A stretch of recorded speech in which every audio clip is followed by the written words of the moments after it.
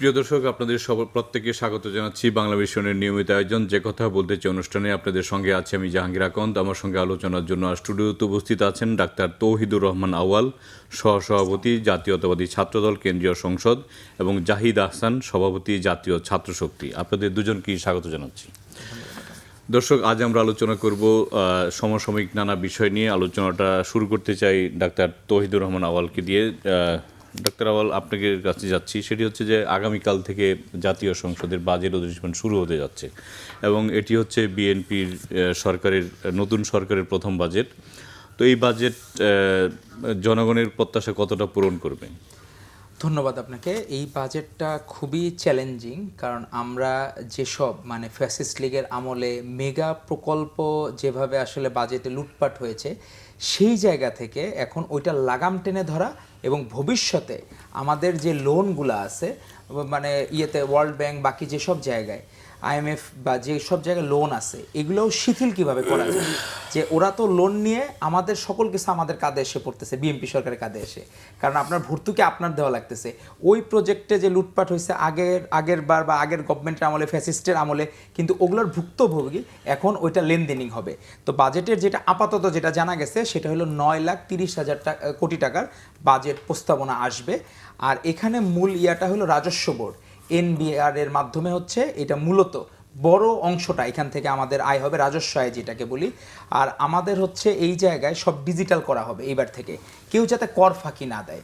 আপনি দেখেন যে এই ট্রাফিকের আসার সময় দেখলাম সবাই কিন্তু এই বৃষ্টির মধ্যেও ট্রাফিক আইন ভাঙার প্রবণতা অনেক কমে গেছে, যে ভাঙলেই মনে করতেছে যে এআই মামলা হবে।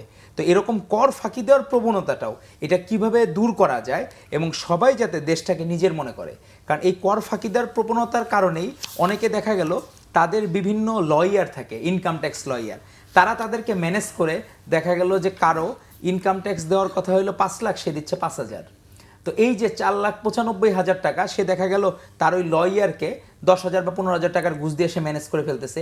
এই ম্যানেজগুলো যাতে না হয়, তাহলে যার 5 লাখ টাকা ইনকাম ট্যাক্স দেওয়ার কথা সে যাতে 5 লাখ টাকাই দেয়, যেটা দেশের কাজে যাতে সরকার কাজে লাগাইতে পারে। এটা হলো আগে যেমন হয়তো যে ঘুষের স্বর্গরাজ্য ছিল, সেই জায়গা থেকে এই ট্রেনগুলো থেকে আস্তে আস্তে বের হওয়াটা আমাদের মূল এজেন্ডা। আর কালকে তো তথ্য সম্প্রচার শিল্প মন্ত্রণালয়, বিদ্যুৎ ও জ্বালানি, এই কয়েকটা এজেন্ডার ইস্যু আছে।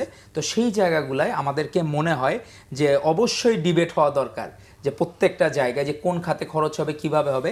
আমরা আশা করতেছি একপাক্ষিক যে কোনো রেজিস্ট্যান্সি ফিল করা ছাড়া বাজেট অধিবেশনগুলো হয়তো এখন আর যাতে না হয়। আমরা চাই বিরোধী দল পার্টিসিপেট করুক, যৌক্তিক সমালোচনা করুক, সেটাই আমাদের প্রত্যাশা থাকবে আগামীকালকে যেটা শুরু হচ্ছে।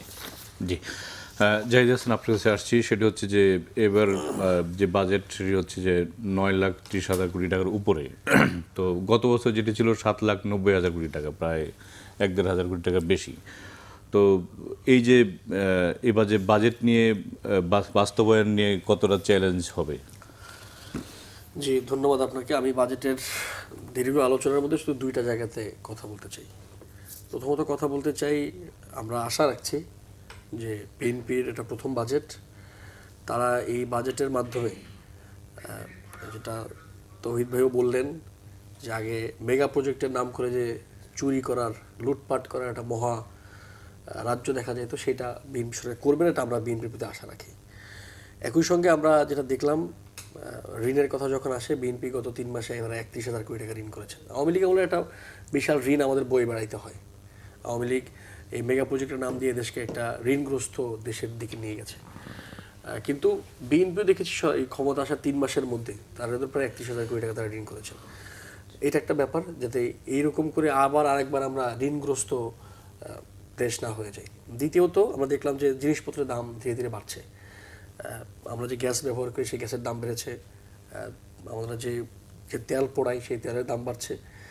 এরকম করে যাতে বাজেটকে বড় দেখানোর জন্য কিংবা বাজেটে প্রকল্প বড় দেখানোর জন্য, বাজেটকে বৃহদাকার দেখানোর জন্য, যাতে এই চাপটা যে জনগণের কাছে না পড়ে, যেটা বাজেট বিস্তারিত জানবার আগেও আমরা যেটা দেখছি, জানবার আগেই দেখলাম যে এরকম নিত্য প্রয়োজনীয় দ্রব্যের দাম বাড়ছে, আপনারা বাজার ঘাটে গেলে দেখবেন।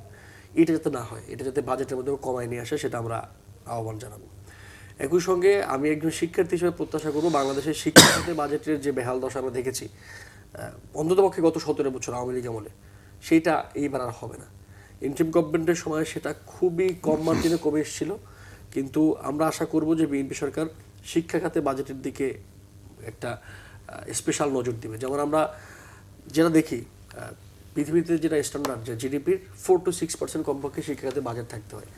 বাংলাদেশে সেটা 1.5, 1.67, যেমন গত বছর 1.8 ছিল। এইটা বৃদ্ধি করে শিক্ষা খাতে বাজেট বৃদ্ধি করা হবে এবং বিশেষত বিশ্ববিদ্যালয়গুলোতে গবেষণার জন্য বিশেষ বরাদ্দ দেওয়া হবে, এটা আমরা আশা রাখছি। আমরা আমাদের বিশ্ববিদ্যালয়গুলোকে গবেষণামূলক বিশ্ববিদ্যালয় হিসেবে তৈরি করতে চাই, এটা জাতীয় ছাত্রশক্তিরও এজেন্ডা। একই সঙ্গে আমরা গত বছর দেখেছি যে শিক্ষা খাতে যে বাজেট রাখা হয়েছে, সেই বাজেটটা মূলত শিক্ষার মান উন্নয়ন, গবেষণা বৃদ্ধির জন্য না, এটা মূলত অবকাঠামো তৈরির বাজেট। শিক্ষা মানে তো অবকাঠামো বৃদ্ধি করা না, বড় বড় ইমারত বাড়ানো না, শিক্ষার উন্নয়ন মানে এটা না। আশা রাখছি এবং একই সঙ্গে প্রাথমিক শিক্ষায় বিশেষ বরাদ্দ দেওয়া হবে। শিক্ষার ক্ষেত্রে বিএনপি সরকার বিশেষ গুরুত্ব দিবেন বলে বাজেটে আমরা আশা রাখছি। জাহিদ হাসান কিছুটা আলোচনা করেছিলেন যে শিক্ষা খাত নিয়ে, আপনারা যেহেতু দুজনই ছাত্র নেতা, তো শিক্ষা খাতে কি ধরনের বরাদ্দ চান, কিংবা শিক্ষার উন্নয়নে কি ধরনের বরাদ্দ দেওয়া উচিত বা ধন্যবাদ আপনাকে। আমরা যে রাষ্ট্র সংস্কার বা রাষ্ট্র মেরামতের জন্য যে আমরা 31 দফা দিয়েছিলাম সাম্য মানবিক বাংলাদেশ বিনির্মাণের জন্য, যেটা আমাদের মূল এজেন্ডা ছিল, সেখানে উল্লেখ করা আছে যে আমরা ধাপে ধাপে, যেটা ভাই বললেন যে 1.5% আমাদের জিডিপি এরিয়া ছিল, তো সেটা কিভাবে 5% পর্যন্ত উন্নীত করা যায়, এবং সেটা হলো মিড টার্ম বাজেটের ধাপে ধাপে। তো আমাদের 45টা যে অগ্রাধিকার প্রজেক্ট আছে, যে সেগুলা দিয়ে কিভাবে আগানো যায়। যেমন মিড ডে মিল আপনি দেখেন, এটা কিন্তু চালু করছে, এর মধ্যে দেখা যাচ্ছে যে যাদেরকে আপনার হইলো দায়িত্ব যে খাবার সাপ্লাই দেওয়া, এরা খারাপ ডিম দিচ্ছে, এরা কলা দিচ্ছে খারাপ। এখন আমাদের যে মানুষের এই সাইকোলজিক্যাল গুণগত পরিবর্তন হওয়াটা দরকার, এইটা খুব জরুরি। কারণ তাকে আমানত হিসেবে দেওয়া হয়েছে বাচ্চাদের, প্রত্যেকটা বাচ্চার বাইরের কান্ট্রিতে তাদেরকে সবচেয়ে বেশি যত্ন করা হয়। আর সেখানে আপনি দেখেন অন্তর্বর্তীকালীন সরকারের সময় হামের ভ্যাকসিন কেনা, সেখান থেকে স্বাস্থ্য উপদেষ্টা কি বলল যে হামের টিকা কেনার দায়িত্ব তো আমার না, স্বাস্থ্য সংস্কারের মধ্যে হামের টিকা পড়ে না। তো সাধারণ বাচ্চাদের জীবনের থেকে বড় সংস্কার কোনটা হইতে পারে? তো ইস্যুটা হইলো কি যে আমাদের এই বাচ্চাদের যে মিড ডে মিল আপনার চালু হইলো, বা বাচ্চাদের যে এই স্কুলের যে মিলটা, সেখানে যাদেরকে দায়িত্ব দিল, এরা আমানতের খেয়ানত করতেছে। এদের প্রত্যেকের যে এদের জবাবদিহিতার আওতায় না, এবং এনশিওর করা তারা যে প্রোডাক্টটা দিবে সবচেয়ে বেস্ট কোয়ালিটি প্রোডাক্টটা দিবে, লাভ কম করুক। কিন্তু আমাদের এই সাইকোলজিক্যাল প্রবলেমটার কারণে সমস্যা হচ্ছে। আপনার আন্তরিকভাবে গভর্নমেন্ট চাচ্ছে কাজটা ইমপ্লিমেন্ট হোক, কিন্তু হচ্ছে না। আপনি দেখেন যে পাটুরিয়া ঘাটের একটা ঘটনা, মানে বাসটা কিন্তু পড়ে যাওয়ার পরেও একটা জীবনহানি হয় নাই, কিন্তু 25শে মার্চ 26 জনের জীবনহানি হয়েছিল। শুধুমাত্র একটা নিয়ম চেঞ্জ করছে, যে ওখানে ফেরিতে ওঠার আগে যাত্রী সব নামাই দিতে হবে। শুধুমাত্র একটা নিয়ম চেঞ্জের কারণে আপনার 26টা প্রাণ আর এরকম কোনো কিছু ঝরে যায় নাই। আল্লাহ না করুক যদি এটা হইতো, তো শুধু একটা নিয়ম। তো আমাদেরও এরকম প্রত্যেকটা জায়গায় আন্তরিকতা দরকার শিক্ষা খাতে। আমরা চাই যে আমাদের গবেষণাগুলো ভালো মতো হোক। আমাদের যেমন থিসিস পেপার, যেমন আমি ওই যে এমডি করার সময় আমি দেখছি যে থিসিসের এমন হয়, অনেক টিচাররা ইচ্ছা করে আপনাকে ডিলে করায়, লেনদেনিং করায়। আপনি কাজে যে ফোকাস থাকবেন, দেখা গেল কারেকশন দিচ্ছে, লাস্টে যে প্রথম যে ফরম্যাটটা ছিল কারেকশন দিতে দিতে আবার ওই ফরম্যাটে চলে আসলো। তো এই যে হ্যারাসমেন্টটা, তো এটা যাতে না হয়। আর আমাদের বরাদ্দটা, যেমন এইখানে আমাদের প্রত্যেকটা থিসিসের যদি আপনি আন্তরিকভাবে করেন, এমন হইতে পারে আপনি থিসিসের কোনো ফাইন্ডিংস পাইলেন না, আপনার দেখা গেলো নাল অ্যান্ড ভয়েড হইলো, যে আমি যেটা চাইছি সেটা হয় নাই। কিন্তু আমাদের টিচারদের ইন্টেনশন থাকে যে আমরা যেটা চাই সেটাই করে দেখাইতে হবে, রেজাল্টটা আমি যেটা চাচ্ছি সেটাই হওয়া লাগবে। কিন্তু গবেষণায় তো নাও হইতে পারে সব সময়। তো এই যে এই সাইকোলজিক্যাল যে আপনার হইলো কি যে এই মিথ্যাচার দিয়ে এই করার যে চর্চাটা, জোড়াতালি দিয়ে করার চর্চা, এটা একটা গ্রুমিং দরকার, ইথিক্যাল জায়গা থেকে পরিবর্তন দরকার। এই শিক্ষা ব্যবস্থার প্রত্যেকটা জায়গায় আন্তরিকতা লাগবে। গভর্নমেন্ট বাজেট দিবে, কিন্তু খরচ যে করবে তাদের মধ্যে যদি গন্ডগোল থাকে, তাহলে এটা থেকে কোনোদিন আর উত্তরণ ঘটবে না। সেটা হলো মূল বিষয়। ধন্যবাদ আপনাকে। যেহেতু আপনি এর আগের বলছিলেন যে বিগত সরকারও শিক্ষাখাতে বরাদ্দ দিয়েছে এবং সেটা ইমারত নির্মাণ বা স্ট্রাকচার নির্মাণে চলে গেছে অনেক অংশ। তো এবার সরকারের কাছে আপনার কি প্রত্যাশা, যে গবেষণা খাতে বা শিক্ষাকে আধুনিকায়ন করতে কি করা উচিত? দেখেন, মানে শিক্ষা একটা বড় সেক্টর। আমরা এই টেবিলে আলোচনা করে শিক্ষা খাতের সকল সংস্কার নিয়ে আলোচনা করতে পারবো না, কিন্তু কিছু মৌলিক বিষয়ে আমরা প্রিসাইজলি আলাপ করতেই পারি। যেমন আপনি যদি ঢাকা ইউনিভার্সিটির কথাই কল্পনা করেন, যে ঢাকা ইউনিভার্সিটি নিয়ে গত কয়েকদিন আগে শিক্ষা প্রতিমন্ত্রী বলছেন এটা কোচিং সেন্টার, আবার নরসাদ ব্যাগকে বলছেন যে এরা একটু ভালো। পরে আবার বক্তব্য সংশোধন মানে ব্যাপারটা হলো উনি এটা কেন বলছেন। আবার দেখবেন আপনি ঢাকা ইউনিভার্সিটির বহু প্রফেসরের বক্তব্য পাবেন যে ঢাকা ইউনিভার্সিটি কলেজের চেয়ে বেশি কিছু না। ঢাকা ইউনিভার্সিটির নাম করা প্রফেসরের বক্তব্য দিয়েছেন যে ঢাকা ইউনিভার্সিটি সর্বোচ্চ একটা কলেজ, মানে একটা বিশ্ববিদ্যালয় হয়ে উঠতে পারেনি। এখন না এখন একটা মানে ঢাকা ইউনিভার্সিটি যেমন গৌরব অবশ্যই আছে, তেমনি ইদানিং কয়েকদিন আগে দেখলাম যে এক শিক্ষক গান গেয়ে ভাইরাল হওয়ার চেষ্টা করছে। মানে এখন এগুলো তো বিশ্ববিদ্যালয়ের সংকটগুলো বহুমুখী। বাজেট তো একটা সংকট বটেই। মানে আপনি যখন গবেষণা করতে চান, গবেষণার জন্য যে বাজেট লাগবে সেটা বিশ্ববিদ্যালয় থেকে দেওয়া হয় না বা রাষ্ট্র থেকে কখনো দেওয়া হয়নি, এটা একটা সংকট। কিন্তু বাংলাদেশের শিক্ষা খাতের আরও অনেকগুলো সংকট আছে। কিছু সংকট একদমই পলিটিক্যাল। ধরেন গত 54 বছরের কথা দেওয়া যে বাংলাদেশ স্বাধীন হওয়ার পরে ঢাকা ইউনিভার্সিটিতে শিক্ষক নিয়োগের যে প্রক্রিয়া, এই শিক্ষক নিয়োগের প্রক্রিয়া কখনোই স্বচ্ছ ছিল না। রাজনৈতিক বিবেচনায় সবসময়, এটা আগে যখন বিএনপি ক্ষমতা ছিল তখনও বিএনপির মতো, এরপরে আওয়ামী লীগ, বাংলাদেশেও এই দুইটা পার্টি ক্ষমতা ছিল। বিএনপি মাঝখানে কিছু সামরিক শাসন ছিল। এই বিএনপি এবং আওয়ামী লীগের সময় বিএনপি এবং আওয়ামী লীগের শিক্ষকরাই মানে তাদের মতাদর্শিক, তাদের রাজনীতি করেছেন, ছাত্র রাজনীতি করেছেন ক্যাম্পাসে। বিএনপির সময় তো একটা আমরা যতটুকু দেখেছি একটা ব্যালেন্সের চেষ্টা করা হয়েছে যে বিভিন্ন মতাদর্শ সবাইকে নিয়ে। বিএনপি শিক্ষা বিষয়ক সম্পাদক যদি ভিসি আনতে পারেন, আপনি কি দিয়ে ব্যালেন্স করবেন? আচ্ছা, আমরা আলাপটা আগাইনি তো, মানে আমরা স্পেসিফিক কোনো কিছু আমি যাচ্ছি না, স্পেসিফিক আলাপগুলো আমরা করতে পারতাম, আমি মৌলিক আলাপ করার চেষ্টা করতেছি। তো মোস্ট অফ দ্য টাইম শিক্ষক নিয়োগটা পরীক্ষা স্বচ্ছ হয়নি এবং বিশ্ববিদ্যালয় অ্যাডমিনিস্ট্রেশন, ভিসি, প্রক্টর, প্রভিসি এটাও দলীয় নিয়োগ হয়েছে। এটা বড় সমস্যা।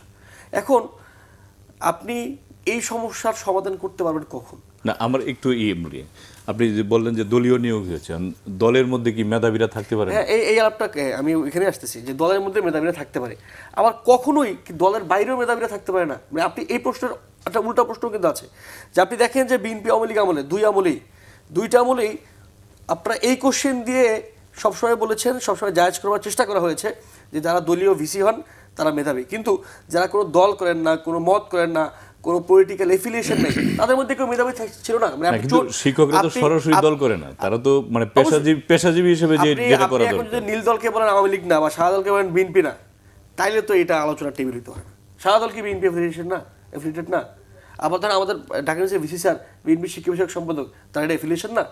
এখন এই এফিলিয়েশন দোষের কিছু না। আমি যেটা বলার চেষ্টা করতেছি যে গত 54 বছরে দলীয় ভিসি নিয়োগ হইল, মানে গত 54 বছরে ঢাকা ইউনিভার্সিটিতে এরকম একজন প্রফেসরও আসেন নাই যে তিনি দলের বাইরে গিয়েও, মতাদর্শের বাইরে গিয়েও, নীল সাদা দলের বাইরে গিয়েও ভিসি হওয়ার মতো মেধাবী ছিলেন, যোগ্য ছিলেন। মানে এরকম উদাহরণ আপনি খুঁজে পাবেন। আপনি এস এম ফায়াজকে কি হিসেবে দেখবেন? মানে আমি যেটা বলবার চেষ্টা করছি যে আপনি এস এম ফায়াজ বলেন, এরকম নাম ধরে ধরে বললে, ধরেন আপনি এরকম একই কথা বললেন যে লাস্ট যিনি নিয়াজ স্যার ছিলেন, নিয়াজ স্যার নিজে বলতেন যে আমি কোনো দল করি না, কিন্তু নানা জায়গা থেকে আমরা শুনেছি বিএনপির ভাইরাও বলেছেন, ছাত্রদলের ভাইরাও বলেছেন তিনি জামাত ইসলাম করেন বা জামাত ইসলামের সঙ্গে নানা যুক্ত। কিন্তু আমি যেটা বোঝার চেষ্টা করছি যে আপনি এইরকম কোনো উদাহরণ সৃষ্টি করতে পারছেন কিনা, সেটা বিএনপি বা আওয়ামী লীগ, যে আপনি আপনার ক্ষমতাসীন থাকার সময় আপনার দলের বাইরে গিয়ে, আপনার দলে নানা রকম ক্যান্ডিডেট থাকে, এই দলের বাইরে গিয়ে কোনো একটা জায়গায় ভিসি নিয়োগ দিচ্ছেন। এই যে বিএনপি ক্ষমতা আসছে 3 মাস হলো, 3 মাসে শুধু ঢাকা ইউনিভার্সিটি ভিসি চেঞ্জ হয়েছে এমন না, আরও বহু ভিসি চেঞ্জ হয়েছে। এই কোনো এক জায়গাতে বিএনপির দলীয় লোক ছাড়া একজন লোকও ছিল না। এই যে 20-25টা ভিসি চেঞ্জ হয়েছে, 20-25 জনের সবাই শুধু বিএনপির লোকজনই মেধাবী। আর এর বাইরে যারা কোনো দলমত করেন নাই, কোনো রাজনীতি করেন না, তারা মেধাবী ছিলেন না। আমরা একটা জায়গায় আটকে গেছি, আমরা একটু সামনে আগে। সুতরাং এই শিক্ষক নিয়োগ প্রক্রিয়া স্বচ্ছ হইতে হবে। এইখানে আমাদের বিশ্ববিদ্যালয়ের শিক্ষক নিয়োগ প্রক্রিয়া যখন স্বচ্ছ না হয়, দেখেন বিশ্ববিদ্যালয়ের কারিকুলাম এটা সেই ব্রিটিশ আমাদের কারিকুলাম, কোনো কারিকুলাম চেঞ্জ হয় নাই। আপনি দেখবেন না যে ঢাকা ইউনিভার্সিটিতে কখনো নতুন, মানে খুব নতুন করে কোনো কোর্স লঞ্চ করা হয়, সেই আগের কোর্স আউটলাইন 50 বছর আগে যেই কোর্স পড়ছে সে একই কোর্স, একই আউটলাইন, একই বই, একই জিনিস বারবার চলতেছে। এখন আপনি একটা ইউনিভার্সিটি যদি নতুন, মানে যেটাকে নলেজ প্রডিউস বলে, আপনি নলেজ প্রডিউস না করেন। এখানে আওয়ামী লীগের আমলে তো অনেক নতুন নতুন বিভাগ খোলা হয়েছে। বিভাগ খোলা এক জিনিস, কিন্তু আপনি বিভাগ খুলে কি করছে? আমেরিকা যে বিভাগ খুলছে, এই বিভাগ খুলে সব শেখ মুজিবের ইতিহাস চর্চা করছে। শেখ মুজিবের ইতিহাস চর্চা করে আমাদের কী লাভ? মানে বাংলাদেশকে একরৈখিক জ্ঞানের দিকে নিয়ে আমাদের কী লাভ হয়েছে? কিন্তু নলেজ তো প্রডিউস হয়নি। নলেজ প্রডিউসের বদলে ভুরি পৃষ্ঠার পর পৃষ্ঠা, বইয়ের পর বই শেখ মুজিবের নামে বই হয়েছে, কিন্তু নলেজ প্রডিউস হয়নি। আমরা নলেজ প্রডিউসের কথা বলতেছি। সুতরাং এরকম শিক্ষা খাতে আরও বহুগুলো সমস্যা আছে। এইটা শুধুমাত্র বাজেট দিয়ে, যদি আমি কালকে বিএনপি অর্থমন্ত্রী যদি কালকে মোট বাজেটের 25% শিক্ষাখাতে দিয়ে দেয়, তাইলেও শিক্ষাখাতে সংস্কার হবে না। এখানে আরও অনেকগুলো মৌলিক সমস্যা আছে। বিশ্ববিদ্যালয়ের খুবই গুরুত্বপূর্ণ হচ্ছে বিশ্ববিদ্যালয়ের ছাত্র রাজনীতি কীভাবে চলবে, এই ব্যাপারে কোনো ঐক্যমতে 5 আগস্টের পরে পৌঁছানো যায়নি, সেটা আবার একটা ভিন্ন প্রেক্ষাপট আছে। আপনি যদি বিশ্ববিদ্যালয়ের ছাত্র সংগঠনগুলোকে তাদের কাজ, তাদের লিমিটেশনস, তারা কতদূর যাবেন, কী করবেন এটা ঠিক করে দিতে না পারেন, তাহলে আবার যদি নতুন করে ভায়োলেন্স শুরু হয়, তাহলে শিক্ষা পরিবেশ ঠিক থাকবে না। বহুগুলো সমস্যা আছে। সুতরাং এখানে সবচেয়ে গুরুত্বপূর্ণ হইতেছে 2টা জিনিস। একটা হলো সরকারের সদিচ্ছা। দেখেন, আমি একটা কথা মাঝখানে বলে নিই যে একটা রাষ্ট্রের কিছু নিজস্ব গোল থাকতে হয়।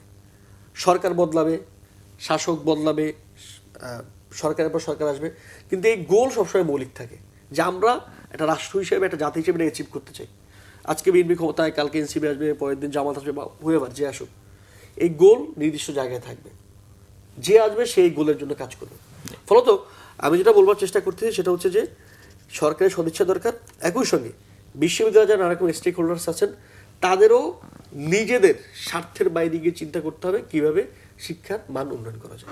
জি, তো ধন্যবাদ আপনাকে।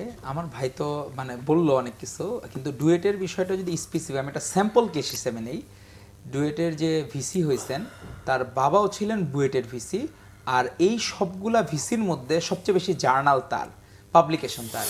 ওখানে যারা দাবি জানাইলো বা ওখানে যে সংঘর্ষটা হইলো, সেখানে তারা বলছে যে আমাদের ডুয়েট থেকেই দিতে হবে ভিসি, অন্য কোথা থেকে আইনা দেওয়া যাবে না। তো ওইখানে তারা যে একটা মিনি ক্যান্টনমেন্ট করছিল, আবার অনেকগুলো সমস্যা হয়েছে। অন্তর্বর্তীকালীন সরকারের সময় তো অনেকটা হলো জামাত নিয়ন্ত্রিত ছিল, কারণ প্রত্যেকটা এজেন্ডা ছিল। যে নিয়াজ স্যারের কথা বললেন আপনারা, ওই জায়গায় এখন আপনি যদি ছাত্রলীগ বা আওয়ামী লীগ দ্বারা সুবিধাভোগী সব জামাতের পিছনে নিয়োগ পাইছে বেশিরভাগই তো জাহাঙ্গীরনগর বিশ্ববিদ্যালয়ের ভিসি স্যার না, কামরুল স্যার ঠিক আছে, কিন্তু দুই একটা হলো বিএনপি জগন্নাথের ভিসি। তো আমরা সরাসরি তাদেরকে ওইরকম পলিটিক্যাল, আপনি যেটা বললেন এখন মাঝে তো ওইরকম পলিটিক্যাল হয় নাই, মাঝে তো আপনি ওই জায়গা থেকে আপনি ধরতে পারবেন না পলিটিক্যাল। আর আপনি যেটা বললেন যে নিয়াজ স্যার থাকা তখন ছিল মানে শিবিরের স্বর্গরাজ্য, যে ওই সময় ভাইরা তো ওই ক্যাম্পাসের বলতে পারবেন আরো ভালো। তো উনি নিজে যখন ফ্যাসিস্ট লীগের আমলে ছিল, ওনার প্রমোশনটা কিভাবে হয়েছে, হয়তো বা লীগের এদেরকে তোয়াজ করে এদের আশীর্বাদ পুষ্ট হয় না, তো প্রমোশনগুলো হইতো না। তো আমাদের যারা লোক, এরা ধরেন কাউকে প্রমোশনই দেয় নাই, সে সিম্পল লেকচারার রয়ে গেছে যার প্রফেসর হওয়ার বয়স হয়েছে। আমাদের ধরেন সবগুলো সেক্টরেই, যে মেডিকেল সেক্টরে মেডিকেল অফিসার, তারা ধরেই নিত যে আপনার পদ কি, বলতো যে আমি হলো আজীবন মেডিকেল অফিসার, ঠিক আছে, যে সারা জীবন তার মেডিকেল অফিসার থাকতে হবে তার। তো এই যে এই ব্যক্তি যে প্রফেসর হওয়ার যোগ্য, সে ভিক্টিমাইজ হওয়ার কারণে সে হইতে পারলো না, তাইলে তাকে আপনি কিভাবে প্রমোটেড করবেন? কারণ তারা দৌড়ে আগানো ছিল সবসময় অন্তর্বর্তীকালীন সরকারের সময়। তো সেই জায়গাটাই হলো ইস্যুটা। আর আপনি যে বলা যে এখানে যারা যোগ্য ব্যক্তি, আপনি ডিবেট করেন যে হয়েছে ঢাকা ইউনিভার্সিটির ভিসি হয়েছে আপনার নিউট্রাল গ্রাউন্ডে, তার থেকে বেটার কোয়ালিটি, কারণ এটা একটা অ্যাডমিনিস্ট্রেটিভ পোস্ট। অ্যাডমিনিস্ট্রেটিভ পোস্ট মানে আপনি ধরেন এই ছাত্র শক্তির প্রেসিডেন্ট হয়েছেন, একটা সাধারণ শিক্ষার্থী কিন্তু আপনার এই অ্যাডমিনিস্ট্রেটিভ পোস্টটা নিতে পারবে না। কারণ কি, তা কিন্তু জানে না যে নর্মসটা কি, প্রোটোকলটা কি, কোন টোনে কথা বলবে, কাকে কিভাবে ম্যানেজ করবে, কারে ডিল করবে। কোন একটা মব হইলো, অপ্রাসঙ্গিক মব, সে কিভাবে, সে তো ভয় কাপড়ায় যাবে, সে তো ভাইগা যাবে যে আমি এই দায়িত্ব ভাই নেব না। তো এটা ডিপেন্ড করে যে আপনার পলিটিক্যাল গ্রুমিং এর প্রয়োজন আছে, কিন্তু পলিটিক্যাল গ্রুমিং সব না। সেখানে যেমন মেধারও গুরুত্ব থাকবে, অ্যাডমিনিস্ট্রেটিভ তার কোয়ালিটির একটা গুরুত্ব থাকবে, পাশাপাশি তার পলিটিক্যাল ভালো লাগা থাকতেই পারে।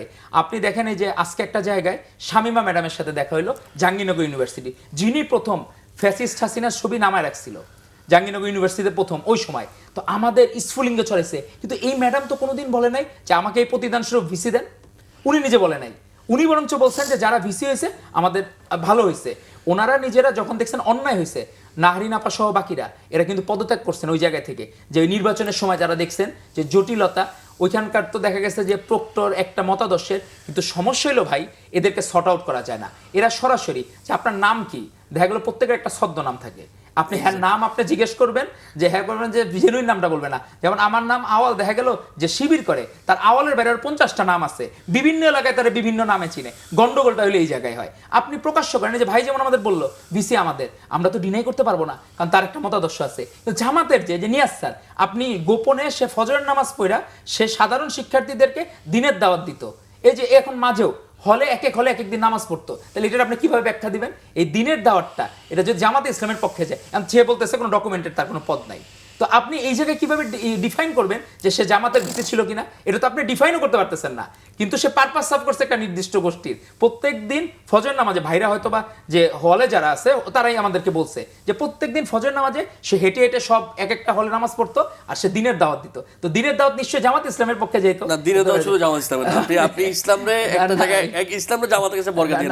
আমি একজন মুসলিম হিসেবে এটার প্রতিবাদ জানাই রাখলাম, কিন্তু তার একটা আমি মনে করি যে ইসলাম জামাত ইসলামের না, ইসলাম তো আমারও আপনারও ভাই। না, ওটা তো ব্যক্তিগত সম্পত্তি বানায় জাহাঙ্গীর ভাইয়েরও। মানে এই জন্য আমি বললাম যে যদি স্যার বলতো যে নামাজ পড়ে সবাই নামাজের জন্য উদ্বুদ্ধ করতে, একটা আলাদা বিষয়, কিন্তু একটা গোষ্ঠীর জন্য যে দেখা গেল যে যাদেরকে সে দাওয়াত দিচ্ছে তাদেরকে নাম্বার বেশি দিচ্ছে, তাদেরকে আগায় রাখতেছে, তো এইভাবে যে পেনিট্রেট করা, এটা হলো ইস্যুটা হলো কি যে আপনার ওরা ওদের পরিচয়টা দিলে আমাদের জন্য খুব সুবিধা হইতো। কিন্তু এই জায়গায় যেমন ডুয়েটের এর একটা সিন্ডিকেট, একটা হলো কি ওইখানে একটা ছোট্ট একটা ক্যান্টনমেন্ট করে ফেলছিল শিবিররা বা জামাতের ভাইয়েরা একটা ছোট্ট ওটা বলেন যে কুয়েটে যাকে কুয়েটের ছেলেমেয়েরা অনশন করে যাকে পদত্যাগ করেছে তাকে আপনারা আবার নিয়োগ দিয়েছেন শুধু বিএনপির লোক বলে, ওটাও বলেন।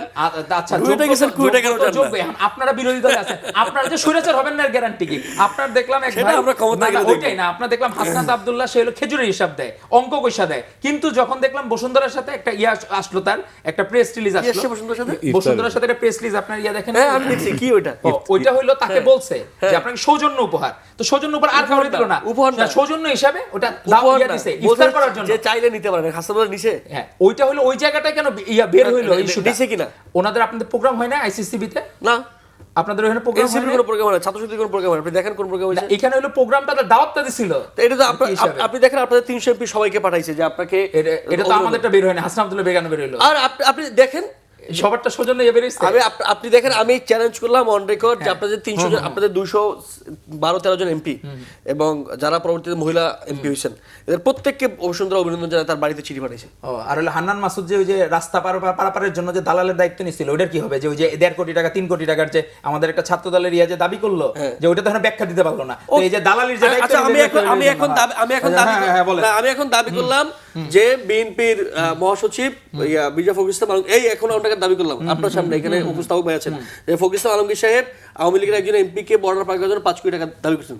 এখন এইটাকে আপনি এখন আমি তো দাবি করলাম, মানে আমার এই দাবির প্রেক্ষিতে মানে বাংলাদেশের মানুষকে বিশ্বাস করবে যে ফখরুল ইসলাম আলমগীর সাহেব 5 কোটি টাকা নিচ্ছেন? বলেন না, এখন হান্নান মাসুদ ডিফাইন করে নাই, এখনো পর্যন্ত ডিনাই করছে। এবং হান্নান মাসুদ যখন ওই আপনাদের ছাত্রদের ওই ব্যক্তিকে, যিনি জাহাঙ্গীর ইউনিভার্সিটি বোতল ভাঙচুর হয়েছে তার বাসায়, আমি আপনাকে যেটা বলছি, আমি আপনাকে এখন রেকর্ড শুনাই, যখন হাসনাত আব্দুল্লাহ কল দিয়েছেন তখন, না আমি শেষ করি, ওনারা বলতে দেন, না মানে যখন মাসুদ তাকে কল দিয়েছেন আপনাদের ওই ব্যক্তিকে, আমি লাগলে এখন অন রেকর্ড আপনাকে ওই রেকর্ড শোনাবো, বলছে ভাই সরি মাফ করে দিও, বড় লাগছে না দলের কারণে, আমি আপনাকে রেকর্ড শুনাই। ওটা তো ফোর্স করে হইতে পারে, আরে ভাই সে একটা মানে থ্রেট করে হইতে পারে না, আপনাকে সে কল দিছে, আমি আপনাকে কল দিলাম, কি আছে এজন্য, হ্যাঁ যে আপনি সরকার দলের ছাত্র সংগঠনের নেতা, আপনি বিরোধী দলের এমপি তো লোকাল মাফিয়া হয়ে গেলেন, আপনি বিরোধী দলের একজনকে ভয় পাচ্ছেন, বিরোধী দলের একজনকে এমপি লোকাল না, সে ওই জায়গায় ওই ছেলেটা তো এমপি রে মানে লোকাল এমপি। ভাই আপনি বাংলাদেশের রাজনীতি আমার নতুন করে শিখাচ্ছেন যে লোকাল এমপি কে সরকার দলের লোকজন ভয় পায়, ভাঙচুর করতে তার বাসায়, তাকে বলেন কি থানায় মামলা করতে, যে হান্নান মাসুদ আমাকে জোর করে জবানবন্দি নিয়েছেন, ওই সেটা সোশ্যাল মিডিয়ায় প্রচার করছেন। বাংলাদেশে ল নাই, না ওইটা তো মামলা, বাংলাদেশে ল নাই, বাংলাদেশে আইন নাই, এটা তার 4 দিন আগের কাহিনী, সে 4 দিন কেন মামলা করলো না যে হান্নান মাসুদ আমাকে জোর করে জবানবন্দি আদায় করছে, সে হান্নান মাসুদ মামলা দেন, সে এমপি হয়েছে কি মামলার উদ্দেশ্যে চলে গেছে নাকি? জি শেষ করবেন না, পরের আলোচনা। ধন্যবাদ আপনাকে। আমাদের হচ্ছে এই জায়গাটায় ভাইয়ের যেটা বললাম যে আমাদের যোগ্য ব্যক্তি সে যে কোনো দলের হইতে পারে, কিন্তু তার ভিক্টিমাইজেশনটা আপনি কিভাবে আপনি উইথড্র করবেন? যে সারা জীবন ধরেন কোনো লেকচারার থাকার কথা, প্রমোশন পায় নাই, অন্যরা বিভিন্ন লেবাসে থেকে প্রমোটেড হয়ে আগায় গেছে দৌড়ে, তো সেটা আপনি কিভাবে ডিনাই করবেন? আর প্রত্যেকটা জায়গায় কি আমাদের রাজনীতি করুক, পছন্দ থাকতে পারে, কিন্তু সেটা যাতে কোনো পক্ষের জন্য যাতে না হয়, এটা হলো আমাদেরকে এনশিওর করতে হবে। যেমন আমাদের ভিসি হইলে ছাত্র দলকে প্রমোট করার দরকার নাই, সে সবার ভিসি হইলেই হবে। আমাদের এটা প্রত্যাশা থাকবে, আমরা যারা ছাত্র রাজনীতি করি, আমরা চাই এই দেশের রাজনীতির গুণগত পরিবর্তন হোক, ছাত্র রাজনীতির গুণগত, আমরা চাই ভিসি যাতে সবার গার্জিয়ান হয়, সেটা সাধারণ শিক্ষার্থীরাও, আমার ভাইয়ের ছাত্র শক্তিরও হোক, আর আমাদের ছাত্র দলের সবার যাতে গার্জিয়ান হয়, এটাই মূল ইস্যু। আর রাজনীতি করার সুযোগ সবাইকে যাতে উনি দিতে পারেন, সেটা মূল বিষয়। জি ধন্যবাদ আপনাকে। যে অন্য একটা প্রসঙ্গে যাচ্ছি, সেটা হচ্ছে যে পল্লবীতে 2য় শ্রেণীর ছাত্রী রামিসা আক্তারকে ধর্ষণ ও হত্যা মামলা রায় কাল, তো এই যে শিশুদের উপর যে নির্যাতন, এ নিয়ে আপনার মন্তব্য শুনতে চাই। কালকে এত দ্রুত বিচারটা হয়ে যাচ্ছে, এটা নিশ্চয়ই, হ্যাঁ এটা নিশ্চয়ই আমাদের জন্য সুখের সংবাদ, এটা নিশ্চয়ই খুশির সংবাদ যে রামিসা হত্যার কালকে রায় ঘোষণা করা হবে, এবং আমরা আশা করব যে বাংলাদেশে এইরকম করে রামিসা হত্যাটা অনেক বেশি আলোড়ন তুলেছিল। এখন এরকম আলোড়ন তোলার বাইরেও বাংলাদেশে এরকম শিশুদের উপরে ধর্ষণ এবং হত্যার ঘটনা ঘটে, যেগুলো হয়তো সোশ্যাল মিডিয়াতে ওই অর্থে আসে না, মেন স্ট্রিম মিডিয়াগুলো হয়তো ওইভাবে কভার করার সুযোগ পায় না। এরকম ঘটনা বাংলাদেশে ঘটে। সুতরাং এই ঘটনাটি আলোড়ন সৃষ্টি করেছিল বলেই, কিংবা মাননীয় প্রধানমন্ত্রী তারেক রহমান গিয়ে কোনো একটা সবাই বলেছেন যে 30 দিনের মধ্যে তার বিচার করা হবে, ওটার ভিন্ন আলোচনা আছে। প্রধানমন্ত্রী নিজে বলেছেন, বা প্রধানমন্ত্রী ওই ভিকটিমের বাসায় গিয়েছেন, স্বরাষ্ট্রমন্ত্রী নিজে গিয়েছেন, আইনমন্ত্রী গিয়েছেন, তারা গিয়েছেন বলেই বা এই ঘটনার আলোড়ন তুলেছিল বলেই এটার বিচার খুব দ্রুত হচ্ছে, এমনটা যাতে না হয়। যাদের কথা কেউ বলে না, যাদের কথা মিডিয়ায় আসে না, যাদেরকে নিয়ে ফেসবুকে কেউ লেখালেখি করে না, তারাও যাতে এরকম বিচার পায়, এটা আমরা আশা রাখি। প্রথম কথা, সরকার তো এটা ধন্যবাদ পেতেই পারে। হ্যাঁ নিশ্চয়ই, আমি তো বললাম এটা খুশির খবর, সরকার ধন্যবাদ পেতে পারে। একই সঙ্গে যেটা গুরুত্বপূর্ণ সেটা হচ্ছে, আমরা এরকম যখন দেখছি যে দেশে আইন আদালত প্রতিষ্ঠা হচ্ছে, অন্তত রামিসার এই ঘটনাটা আমরা দেখলাম। একই সঙ্গে আমরা দেখলাম যে গত 2 দিনে বাংলাদেশে যখন ইন্টারিম গভর্নমেন্ট ক্ষমতায় ছিল, তখন বিএনপি যেভাবে মব বলে ফেনা তুলে ফেলতো, একই রকমের জিনিস আমরা গত 2 দিন দেখলাম ফেসবুকে অনেক। যেমন ধরেন, আমরা দেখলাম অন্ততপক্ষে 2টা জায়গায়, ব্রাহ্মণবাড়িয়াতে এবং ফরিদপুরে, মাদক ব্যবসায়ী বলে 2 জনকে পেটানো হচ্ছে। গ্রামের মানুষজন সিদ্ধান্ত নিয়ে তাদেরকে পেটাচ্ছেন, ইট দিয়ে মাথা থেতলে দিচ্ছেন, বেদে চ্যাংদোলা করে পিটাচ্ছেন। এগুলো মব কিনা? কিংবা স্বরাষ্ট্রমন্ত্রী জনাব সালাউদ্দিন আহমেদ সাহেব ক্ষমতা নেওয়ার পরেই বলেছেন মব কালচারের দিন সমাপ্ত এখানে, তো উনি এগুলোকে মব বলবেন কিনা? এবং আমি আপনাকে একটু আগে যে কথাটা বলছিলাম যে রাষ্ট্রের সবসময় একটা গোল থাকে, শাসক বদলাবে কিন্তু ওই গোল বদলাবে না। তো আমাদের এখন গোলটা হচ্ছে যে আমরা বাংলাদেশের সকল মানুষকে নাগরিক মর্যাদা দিতে চাই, সবাইকে তার নাগরিক মর্যাদা সম্পর্কে সচেতন করতে চাই। এখন এই যে ধরেন ব্রাহ্মণবাড়িয়ায় যাকে মাদক ব্যবসায়ী বলে পেটানো হলো, কিংবা ফরিদপুরে যাকে পেটানো হলো, এবং ফরিদপুরে একই ব্যক্তির বাড়িঘর ভাঙচুর করা হলো, তার বাড়ি একদম ইটের বাড়িকে গুড়িয়ে দেওয়া হলো বুলডোজার দিয়ে, এই ব্যাপারে সালাউদ্দিন আহমেদ সাহেব কিংবা বিএনপি সরকারের কোনো পদক্ষেপ আছে কিনা, তারা এগুলো বন্ধ করতে কোনো স্টেপ নেবেন কিনা? এর চেয়েও গুরুত্বপূর্ণ ব্যাপার হচ্ছে, আপনি দেখবেন বিএনপি তাদের এই যে একটা গোল অ্যাচিভ করা বা তাদের যে আদর্শিক পজিশন, তার থেকে সরে গিয়ে একটা ক্ষমতালোভী দলের মতো হয়ে গেছে। সেটা হলো বিএনপি কোনো কিছুর পক্ষে পজিশন নিল সেটা ক্ষমতার জন্য নিবে, কোনো কিছুর বিপক্ষে নিল সেটা ক্ষমতার জন্য নিবে। এখন ধরেন ক্ষমতা থাকলে তো সেটাই, হ্যাঁ, মানে ক্ষমতার জন্য নিবে, মানে ক্ষমতার জন্য এবং ক্ষমতা থাকার জন্য। ধরেন বিএনপির চেয়ারম্যান কিংবা অন্যান্য এমপি মন্ত্রীরা নির্বাচনের আগে বললেন গণভোটে হ্যাঁ দিন, কারণ তখন মানুষ গণভোটে যদি না বলতো তাহলে মানুষ তাদেরকে ভোট দিত না। ফলে তারা গণভোটে হ্যাঁ বলছে কেন? যাতে ক্ষমতায় যেতে পারে। আবার ক্ষমতায় গিয়ে বলছে গণভোট বাতিল, এটা পড়তে আমাদের 3-4 ঘন্টা লাগছে। এখন এটা আবার বলছে কেন? যদি এই গণভোটের রায় এবং জুলাই সনদ পুরোপুরি বাস্তবায়িত হয় উইদাউট নোট অফ ডিসেন্ট, তাহলে তাদের এই যে অ্যাবসলিউট পাওয়ার, রাষ্ট্রের অ্যাবসলিউট পাওয়ার সরকার দলের হাতে থাকবে না। ফলে তারা গণভোটে হ্যাঁ দিতে বলছে ক্ষমতার জন্য, আবার গণভোট বাতিল করতেছে সেটা ক্ষমতাকে পাকাপোক্ত করার জন্য। আবার দেখবেন এই যে এরকম মব চলতেছে সারা দেশে, ব্রাহ্মণবাড়িয়ায় চলছে, ফরিদপুরে চলছে, এটা নিয়েও বিএনপি পন্থীভাবে কথা বলতে দেখবে না। কারণ এই যে লোকাল লোকরা, এটা কিন্তু পপুলিজম করতে পারবে না তাইলে আপনি আমার, যদি এটার প্রতিবাদ করেন। কারণ এই লোকাল লোকরা এরা সংঘবদ্ধ, এদের মধ্যে যে নাগরিক মর্যাদাবোধ সেটা বাংলাদেশে গ্রো হয় নাই। এটা একটা রাষ্ট্রের জনগণের গ্রো হইতে সময় লাগে, আমরা ওই পর্যাপ্ত সময় পাইনি।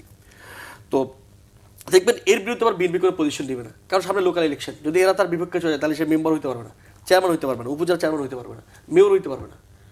সে এটার বিপক্ষে কোনো পজিশন নেবে না। মানে রাষ্ট্রের যে গোল, রাষ্ট্রের ডেভেলপমেন্টের যেই পথ, বিএনপি ওই পথে যায় না। বিএনপি যায় যেখানে ক্ষমতা আছে, যেখানে ক্ষমতার মধু আছে সেইখানে। ফলত এই যখন সারা দেশে এরকম মব চলতেছে, মাজারগুলোতে হামলা হচ্ছে, এই ব্যাপারে সালাউদ্দিন আহমেদ সাহেবের কিংবা স্বরাষ্ট্রমন্ত্রীর কোনো বিকার নাই। এটা রামিসা হত্যার রায়টা আগামীকালকে হবে, এটা আমাদের জন্য যেমন খোঁজ খবর, সরকারকে ধন্যবাদ। একই সঙ্গে এটাও মনে রাখতে হবে, রামিসা হত্যা বেশ আলোড়ন তুলেছিল, কিন্তু যেগুলো আলোড়ন তোলে না সেগুলোর ব্যাপারে আবার সরকার নীরব থাকে, নিশ্চুপ থাকে।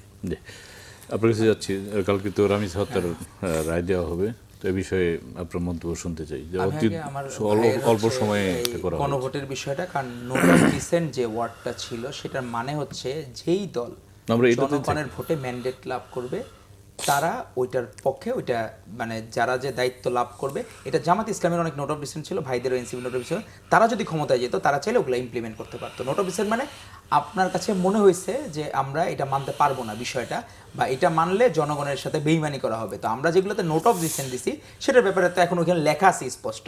এখন জনে জনে তার বোঝানো সম্ভব না যে নোট অফ ডিসেন্টের মিনিং কি, সংজ্ঞা কি, আর আপনার গণভোটে যতগুলো ক্লজ ছিল এই এতগুলো ক্লস আমাদেরও পড়তে অনেক সময় চলে গেছে বা লাগছে, এগুলো খুব ডিবেটেবল ইস্যু। তো আমার ভাইরা এক কথায় বললে তো এত সহজ না, কারণ এগুলো প্রত্যেকটা অনেক ইস্যু। আমি যদি মনে করি যে আমাদের মাননীয় প্রধানমন্ত্রী তারেক রহমান, উনি প্রধানমন্ত্রী এবং দলের প্রধান হিসেবে দুই জায়গায় উনি যোগ্য ব্যক্তি, উনি সমানভাবে তাল মেলে এবং সংসদীয় নেতা। তো আমাদের দল যদি মনে করে জনগণের ম্যান্ডেট আমরা লাভ করছি, জনগণ এটা দেখেই আমাদেরকে ভোট দিছে ইশতেহার দেখে, তো সেই জায়গায় তো আপনি আমার সাথে ডিবেট করতে গেলে তখন মনে হবে আপনার নলেজের ঘাটতি আছে। ইস্যুটা হলো এই জায়গায়, ইস্যুটা এই জায়গায় ছিল। যেমন আমরা 10 বছরের যে ইয়েতে 2 টার্মের বেশি প্রাইম মিনিস্টার থাকতে পারবে না, এটা তো কেউ আমাদেরকে বলে নাই। আমরা যখন ফ্যাসিস্ট লীগ ছিল, আমাদের ভাইরা তখন কোথায় কে ছিল আমরা জানি না, কারণ তখন তো কেউ কোন জায়গা থেকে বৈষম্য বিরোধিতা আসছে, তার পরবর্তীতে এনসিপি হয়েছে, এগুলো আমাদের জানা নাই।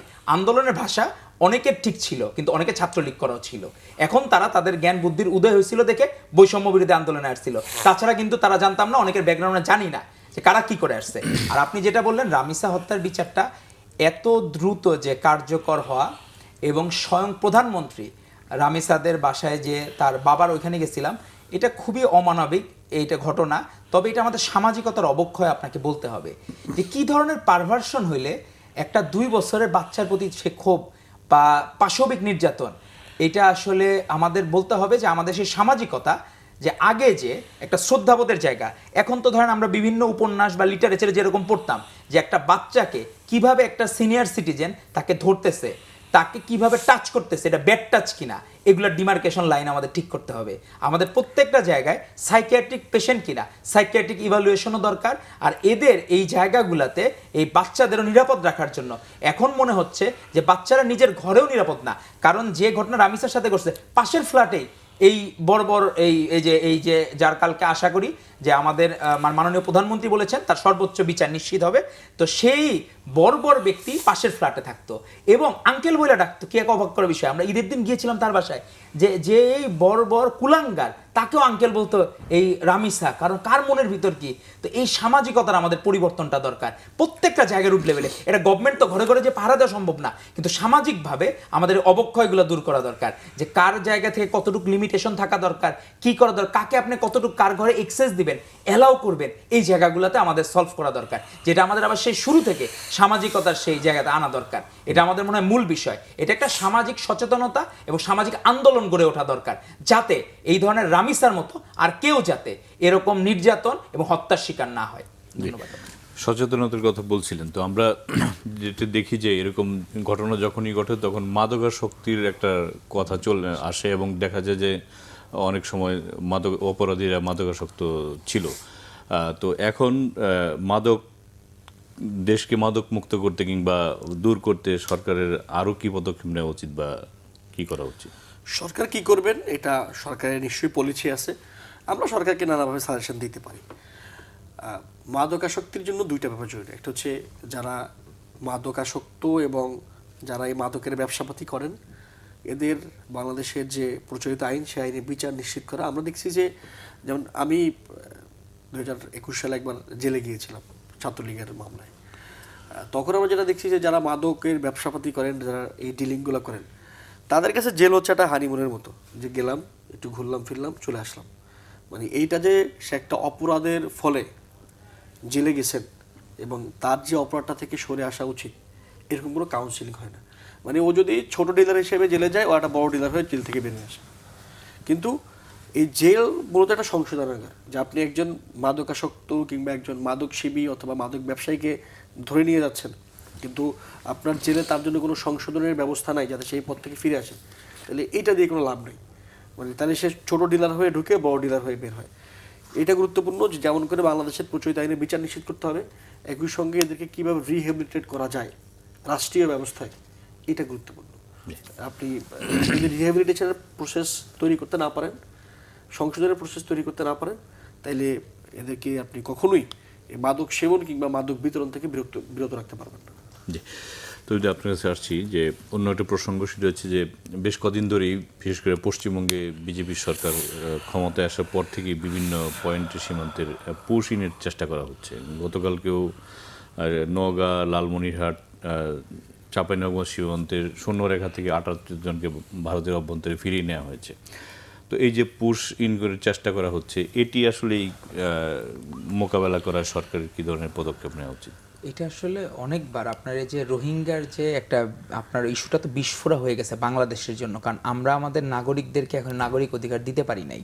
সেখানে রোহিঙ্গাদেরকে নোবেল বিজয়ের আশায় এই ফ্যাসিস্ট হাসিনা এই আমাদের মরার উপর খরার ঘা নিয়ে আসছে।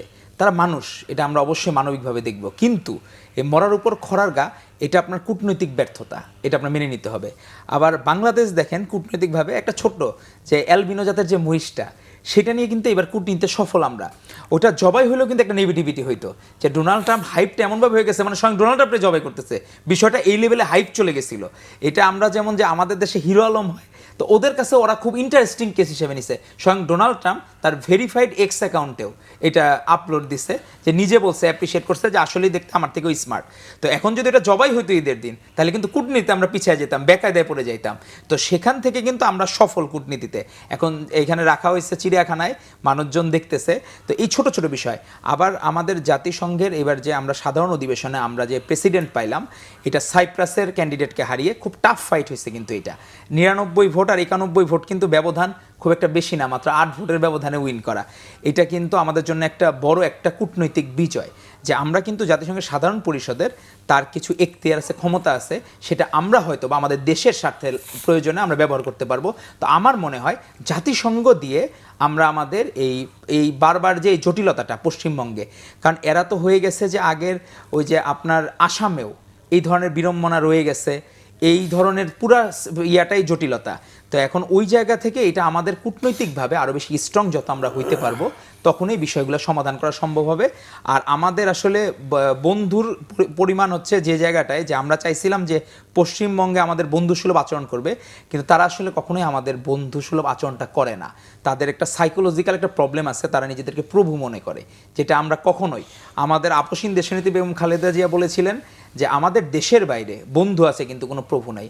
আজও পর্যন্ত আমাদের মাননীয় প্রধানমন্ত্রী তারেক রহমান এটা বিশ্বাস করেন, এবং আমরা আশা করি যে তারা তাদের এই জায়গা থেকে প্রভুত্ববাদ দিয়ে বন্ধুত্বের হাত বাড়িয়ে দিবে, এবং এটা একটা সমাধান হবে, আমরা আশা করি। ধন্যবাদ আপনাকে।